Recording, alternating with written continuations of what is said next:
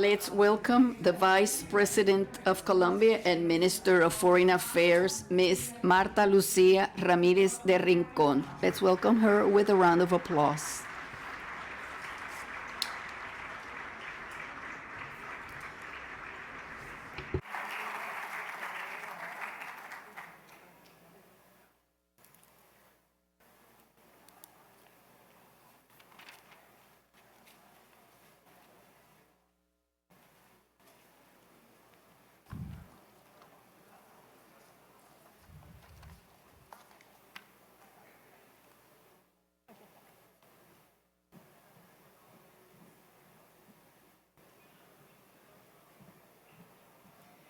Señora Vicepresidenta. Madam Vice President, welcome. It is an honor for us to have you here at AAPA Latino 2021. We would like to invite you, please, on stage. Welcome, Madam Vice President and Minister of Foreign Affairs.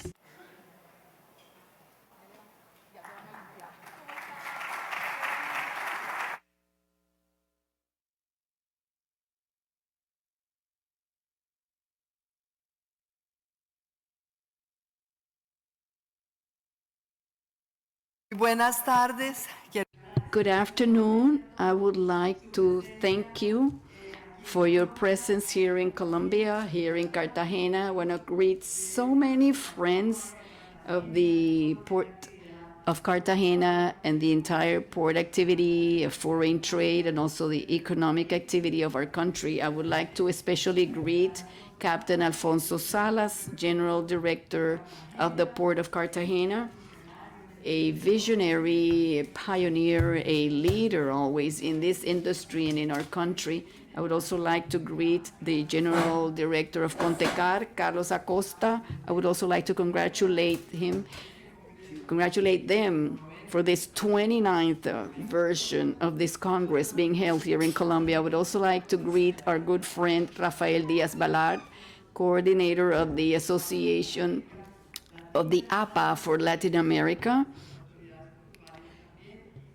I would also like to greet the Vice President of Commercial Affairs, Kevin Driver, Alicia Ricalde, General Director of the Integral Port Administration of Quintana Roo, Rita de Casia Vandesi, President-elect of APA Latin America, to our ambassador in Turkey, Julio Riaño, who is also here this afternoon. Thank you very much, Ambassador.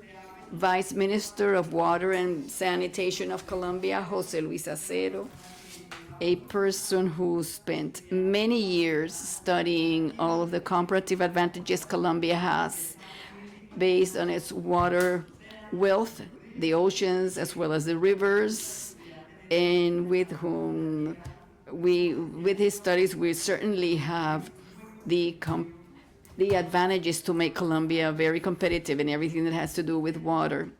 Jose Luis Acero, Mr. Ricardo Ariza, Director of Special Projects at the Vice President's Office, Juanita Lopez, former Vice Minister of Justice, also a very important official in our administration, Jorge Camargo, Private Secretary, and all other authorities here with us today. First and foremost, I would like to greet you on behalf of President Iván Duque, on behalf of all Colombians, to thank you for your presence here in Cartagena at this new meeting of the AAPA Latino 2021.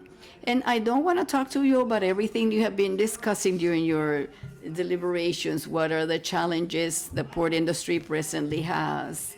What are the bottlenecks that we need to solve in the very short term, and which will be solved with a medium vision? Of course, you have talked about the investments necessary for port development, about the challenges brought about by digitalization, the increasing digitalization of this industry. What are the innovations necessary in ports and transportation of containers and all the other topics that you have been discussing during these 2 days.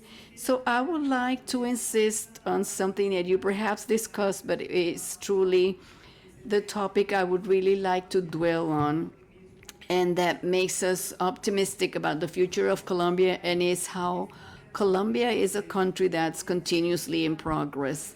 Colombia has always been known as a country with a privileged geographical location, but the truth is that we have done very little regarding this privileged position. And today we are truly convinced that our country is like a wedge. It's a wedge in this hemisphere. It's a wedge between North and South America. It is a hinge, rather, that needs to serve as the gateway and departure way towards Asia Pacific, but that also needs to continue being a hinge that is not only useful to foreign trade, but also to the integration of productive chains. The big challenge we have today is how we can further develop a productive apparatus within our hemisphere that meets great part of the demand of all these countries, of course without prejudice of continue importing products from Asia, to continue maintaining trade with Asia, selling raw materials surely, but with a greater challenge, how we can produce more, how we can further develop more added value, and how we can then meet amongst us a good part of the potential of these markets. So I want to tell you that Colombia is a country that is aware of its capacities, of its comparative advantages, but above all, it is a country that's continuously progressing. Contrary to other countries, we're always advancing, sometimes faster, sometimes slower. How all countries now with a big uncertainty, because obviously the crisis of the pandemic has affected us all, the citizens of the entire world. Today is giving us great uncertainty. So what's going to happen with Omicron? Will we see an effect on traveling? Will restrictions be placed in Europe and other countries? And this uncertainty obviously generates progress and going backs. But Colombia is always determined to continue advancing. So we would like to share with you how the Colombian economy, despite all the difficulties of 2020, of that closing, unexpected closing or shutdown we all had to experience, is an economy that has grown with a very important characteristic, which is the very close relationship President Iván Duque's administration has had with the Colombian private sector.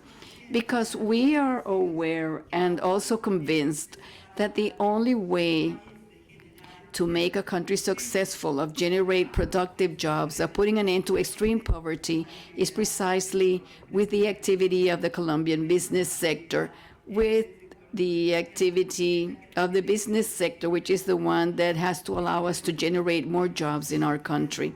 And for this reason, then, during these 3 years of President Duque's administration, we've also dedicated ourselves to listen to the Colombian business sector, 86 trade associations of business production in Colombia. And with these 86 trade associations, we established 22 agreements for growth and job generation, identified bottlenecks, identified regulatory voids, and identified the potential and also the lack, perhaps, of long-term financing. In these 22 agreements for growth, we understood that a country with a market of 50 million inhabitants, with a GDP of $271.3 billion, with a per capita GDP of 5.33 US dollars, which is not enough, of course, and of course with this coast on both oceans of more than 1,141,000 square kilometers, because Colombia not only has a continental extension. The 1 million was ground or land, but we also have sea boundaries at 928,660 kilometers. So this close relation with the private sector, we said, okay, what's our potential to increase first agricultural production? Because the entire world continues needing to feed itself, and it needs agricultural products, but especially we need to be able to develop this added value much more, to have processed foods, not simply the agricultural product, gross agricultural product.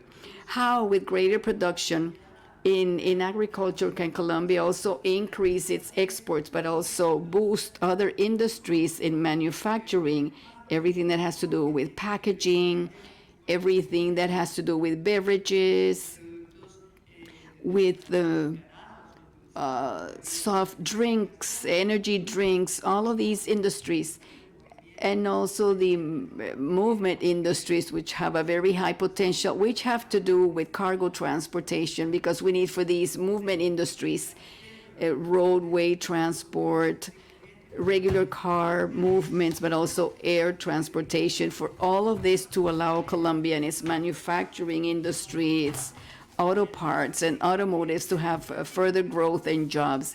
And the same way with each of these 22 agreements. So we also decided with each one of them to do benchmarking and compare ourselves with those sectors at a global level. And we found how in certain products, Colombia ranks among the first 5 or 6 producers worldwide. And there's others where we rank in a 96, 97, in 189. And with the president, we said Colombia is the economy number 38 globally. So we need to work with our productive apparatus for all the sectors of production, without exception, to be ranked within the top 35 globally. Because if we are ranked 33, as economy 33, we need to increase each of these sectors of the productive apparatus, that they all be 35 or above globally. So that is how we have been working with our productive apparatus, identifying the comparative advantages, knowing that we have an expanded market thanks to 17 free trade agreements our country has with all the countries in this hemisphere, but also with European countries, with South Korea, with Israel, and a large number of other countries. And that's what we have been doing during these 3 years. Not only to think about how to recover from this very difficult year of the pandemic, but also how to reboost or repotentiate the Colombian economy that is coming out with a new power to come out strengthened, being more innovative, increasingly bolder in this conquest of international markets. And we truly believe that today the winds are very favorable for our country. You know how during the second quarter of this year, Colombian economy grew 17.5%. This growth during the second quarter was within the first 5 globally. We were barely behind Spain, Mexico, France, Italy, and the truth is our economy is doing well.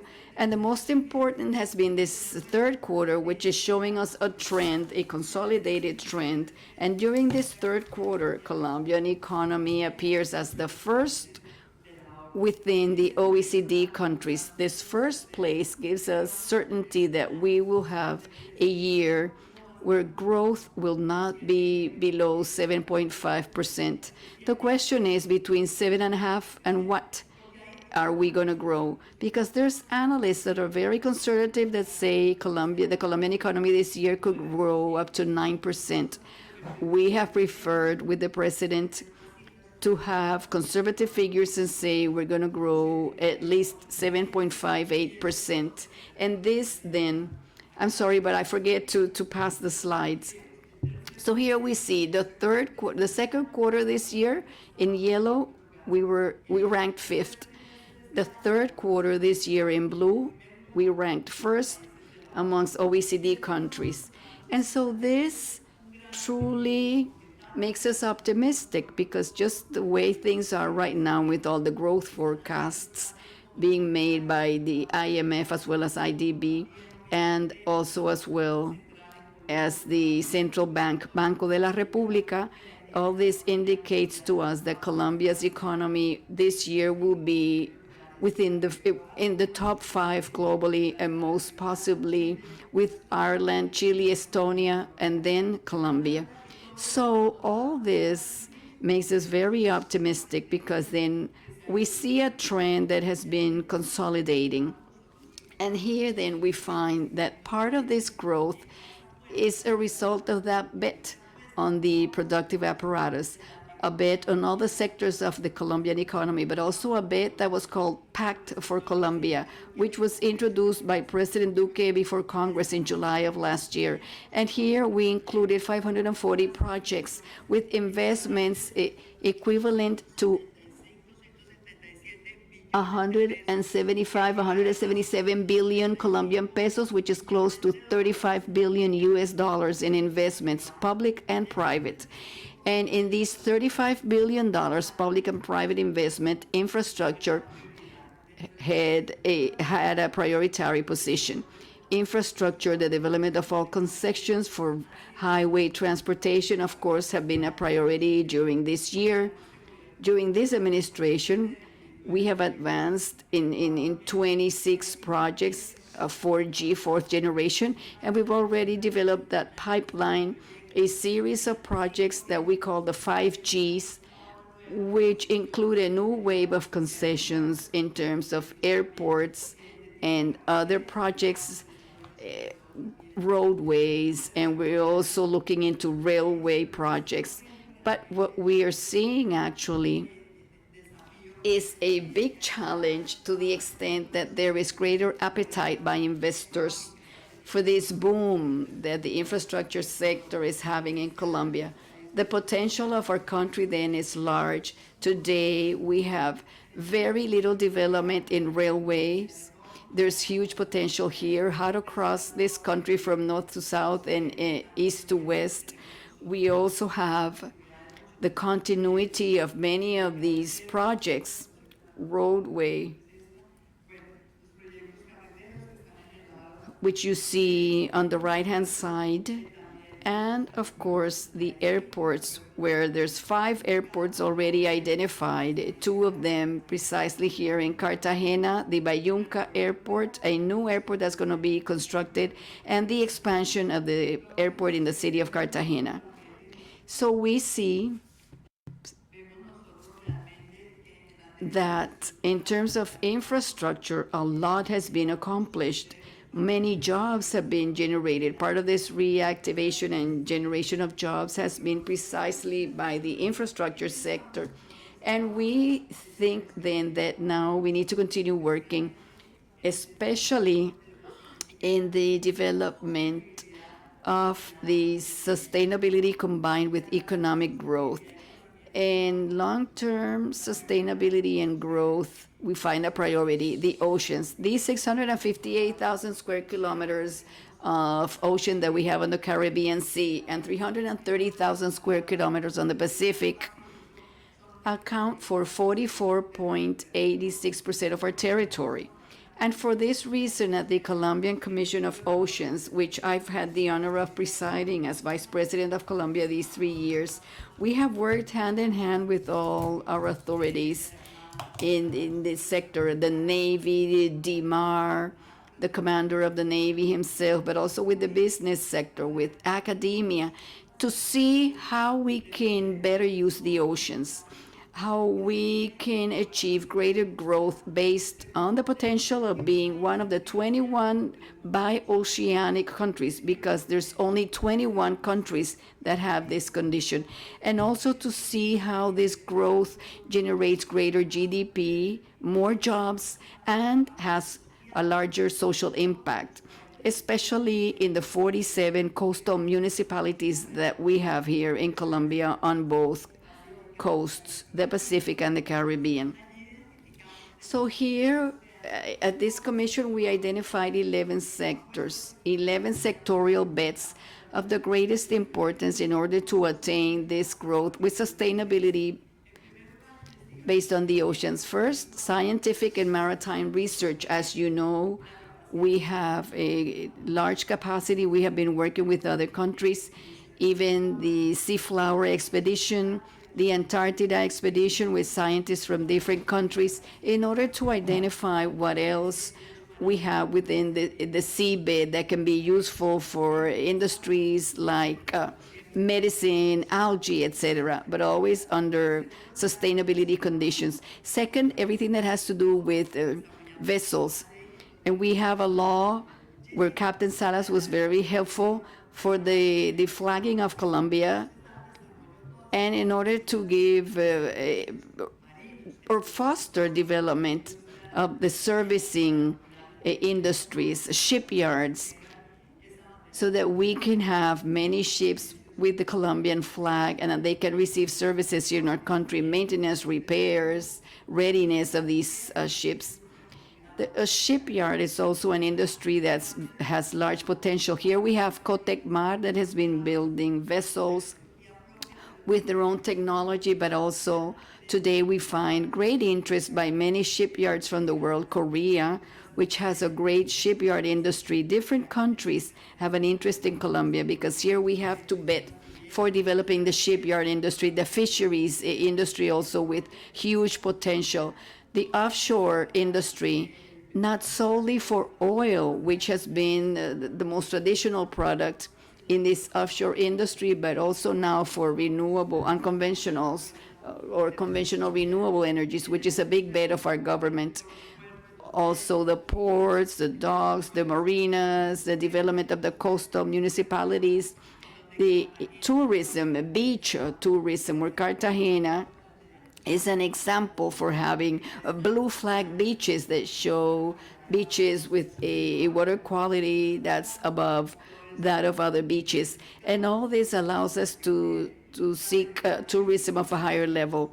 Safety, security, I'm sorry, in the oceans, and also fluvial development, because what we have seen at this Commission of the Oceans, just as Colombia has this large wealth in the oceans, we also have it in our rivers, 18,500 kilometers of rivers, of which we only have 5,000 kilometers of navigable rivers.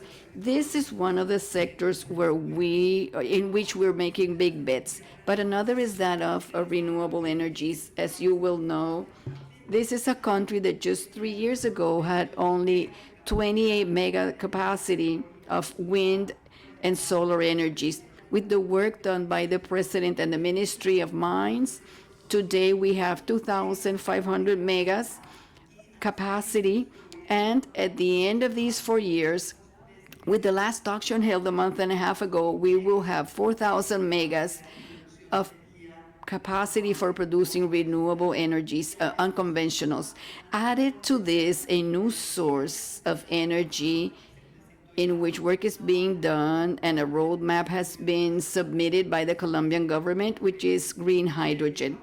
And in green hydrogen, there will be a global demand that is exponential. Today, we heard Asia saying we're going to need green hydrogen. From here to 4 years' time, Colombia wants to be a leading country in hydrogen, and Japan, which is a leader, is saying we're going to need to import green hydrogen. But who has to export this hydrogen? Well, Colombia. That's the bet we have to make, an ambitious bet for reaching the markets with renewable energy sources that continue characterizing us. Our planet. So this is a sector where Colombia has a huge potential, very good conditions for competitiveness. We are a country in this sense that is world-class on renewable energies. Today in water, we have more than 740,000 basins, and this ranks us among the top countries in water supply and, of course, hydraulic energy. And the rest, the same with the wind and solar energies that I already mentioned. So these bids or these auctions that the government has held, we presently have 38 solar and wind projects that are gonna be in full production in 2022, and will give us then those 4,500. I said 4,000. It's solar energy. So Colombia today is one of the countries that's also a champion on this matter. We are making the most accelerated transition and integration above all those variable renewable energies. This ranks us as one of the countries with the cleanest energy globally, and that undoubtedly is a great legacy to continue talking about competitiveness and the development of products that Colombia can export to international markets, because without any doubt, very shortly, we are going to see in Europe, in the US, in all the markets, a demand as well for certifications as to how much these products are committed to the reduction of greenhouse gases, what type of energies have been used for the new products, the foodstuffs, any type of products. And Colombia now is very clear into this has to be one of its competitive advantages. So all this integration of clean energy sources is one of our advantages. I already talked about this roadmap of green hydrogen. We presently have, I know we're short of time, but the idea is to show you how we have identified with the president's leadership these sectors that are very strategic. On the other hand, we have the sustainable mobility strategy. Our country has legal provisions for the requirement of switching to electric vehicles for public transportation as well as for individual transportation. We're going to have a demand of 600,000 electric vehicles by 2030, and this does not include public transportation. This will allow Colombia to truly aspire to become a production center, hopefully of electrical vehicles, but at least of parts for said electric vehicles. And then we need to look or to see what are the best electric vehicles that give our country the satisfaction within this balance, product, price, quality, etc., to then seek to establish partnerships with those producers and develop this industry in movement and parts in our country. I already talked to you about the huge potential we have in the production of foodstuffs. Colombia has only 7 million hectares planted for food, where our potential is 40 million hectares. And the best thing of all is that we have all the climates, we have great sunlight, we have very high productivity for several of the products. So what we need to do here is to continue developing admissibility processes for all of this production, attracting foreign investment that enables us to have processed foods, and this will no doubt be another important source of exports and foreign trade of Colombia. And in the aerospace sector, which is a sector where our country has had very little development, we are also working. Today, there's close to 60 companies, goods and services, working on this chain, a supply chain for the aeronautic industry in Colombia, and also to produce parts and elements to service the aeronautics sector. As to the ports, the interesting thing here is that this focus, the development of the oceans, has been the purpose of our development plan. For the first time, a development plan in Colombia dedicated a chapter to its oceans, to the bioceanic policy. We have issued a compass. For those of you who are not Colombian, compass is a public policy document that's short, medium, and long term, with a thorough institutional work that allows to turn Colombia by 2030 in a true bioceanic power. Of course, having all the hydrological and biological products and resources, and of course with the bioeconomy in our country. I have already mentioned these 11 items that we identified at the CCO, the Colombian Commission of the Ocean, the shipyard, security, the fluvial development, etc. And here the question is, what are Colombia's maritime interests? What are the strategic interests? And one of it is your sector, is transportation and foreign trade and maritime trade, of course, tourism, the maritime and naval industry, the development of ports and marinas, and of course, boosting as much as possible connectivity of our country via the oceans.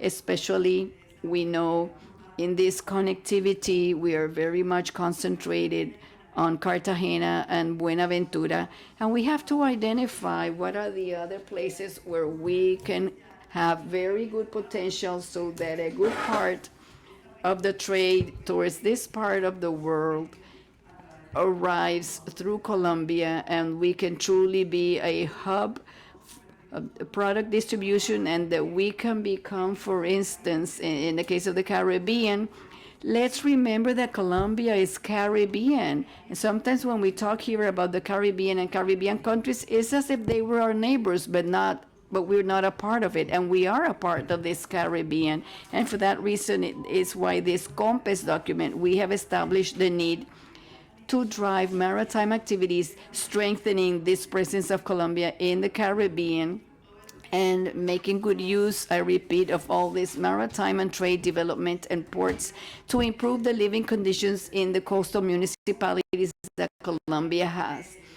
It's 20 municipalities in the Pacific region and 30 or 27 perhaps in the Caribbean region, and all of these with unmet needs, percentages that are very high.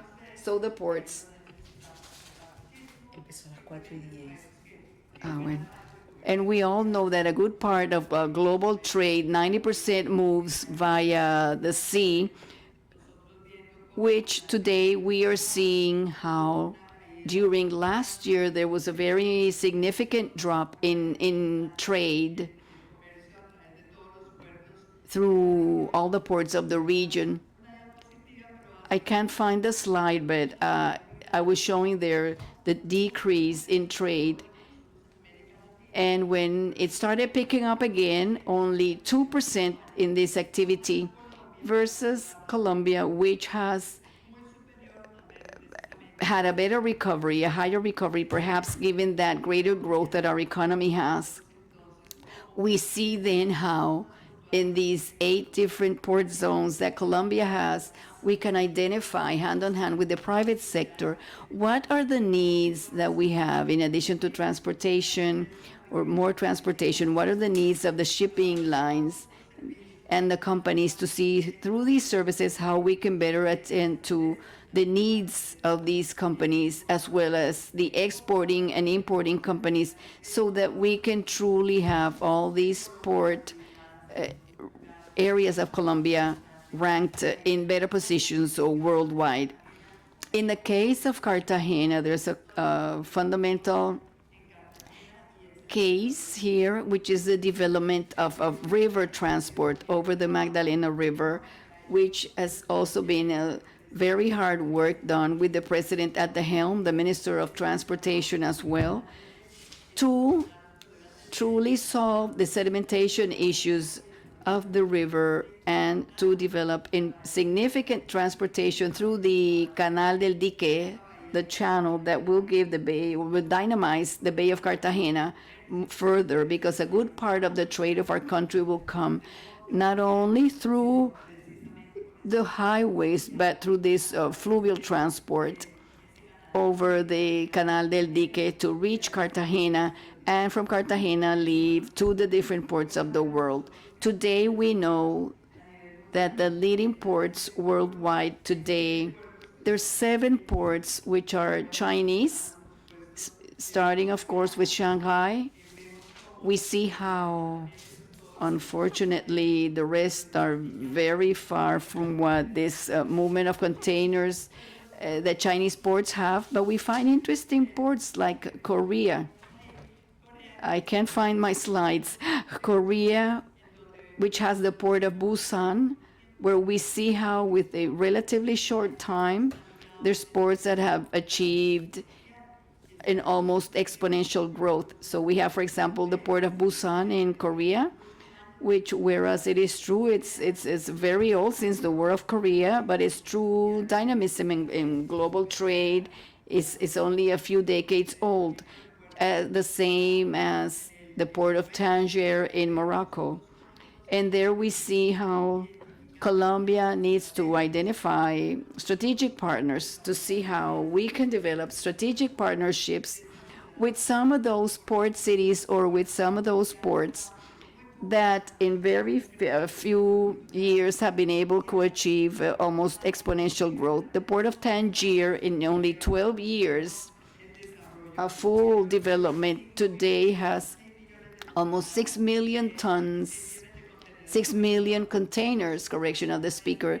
This is almost 1.5 times Cartagena and Buenaventura together, and it moves more than 85 million tons. That's 1.3 times Cartagena and Buenaventura together. The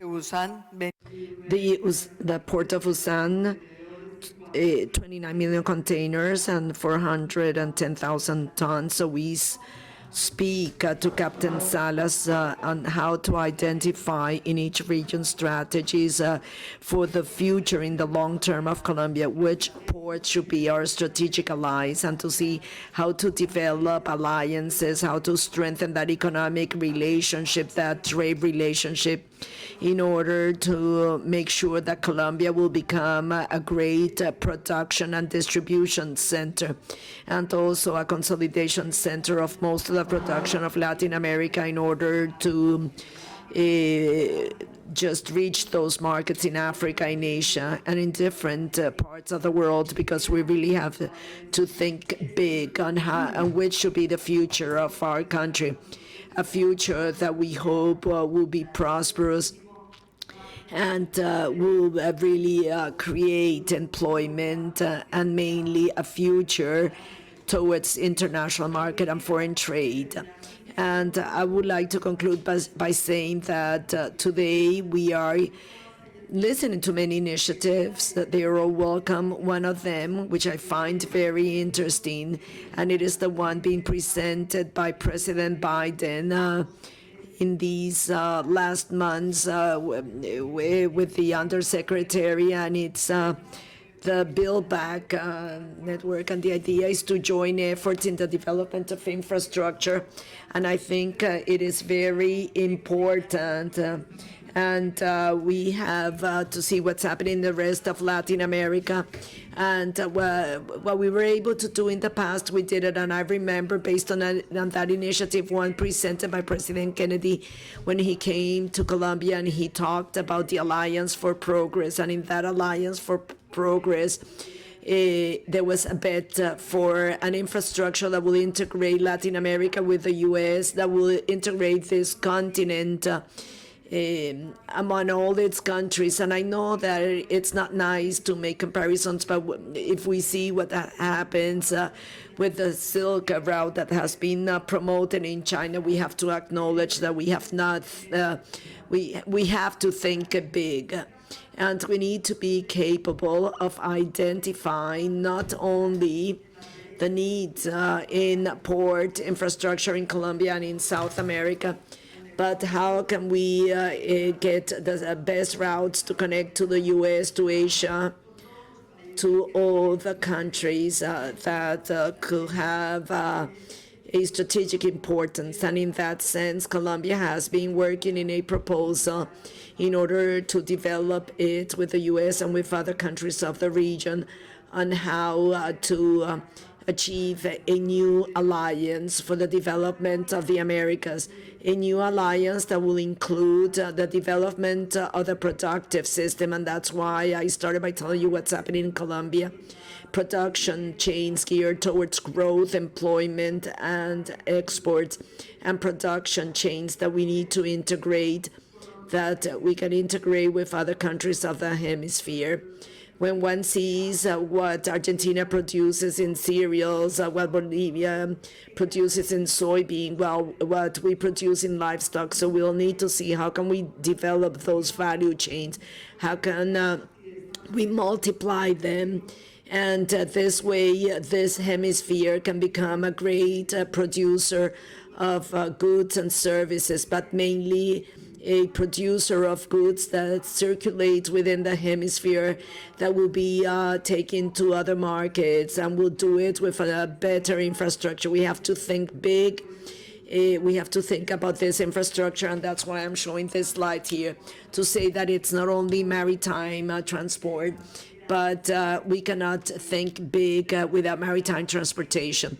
We have to make sure that what has been done here, 4G, 5G, will really supplement the different modes of transportation, the intermodal transportation, betting on bringing investors in railways, in river transportation, in maritime transportation, to understand that our challenge is they are integrating this hemisphere all the way from Alaska to Patagonia. And this way we will start conquering the markets of Asia, where we know that it's part of the economic future.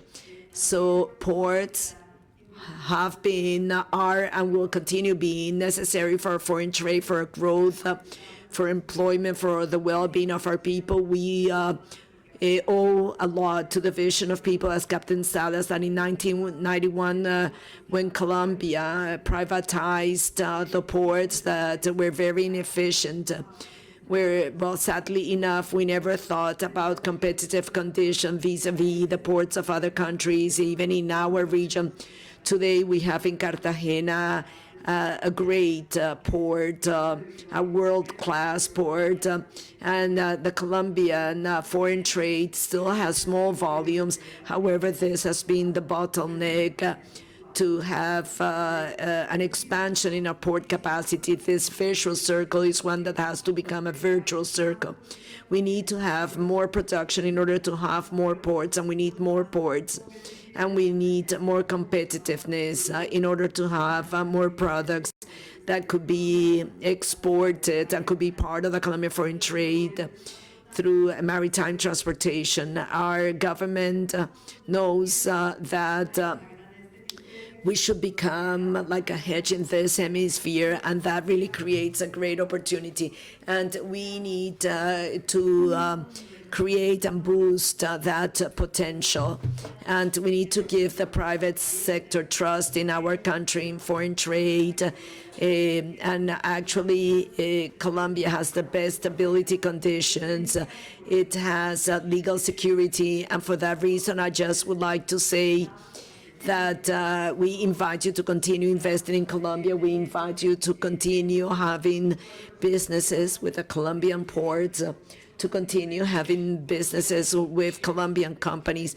And we also have to think, why not in recovering that shipping capacity that has been lost in a region. When we speak about the crisis in transport, increase in the freights, the container crisis, we see that we do not have our own capacity, so we have to continue thinking about developing our own capacity. Captain Salas, thank you very much for this invitation.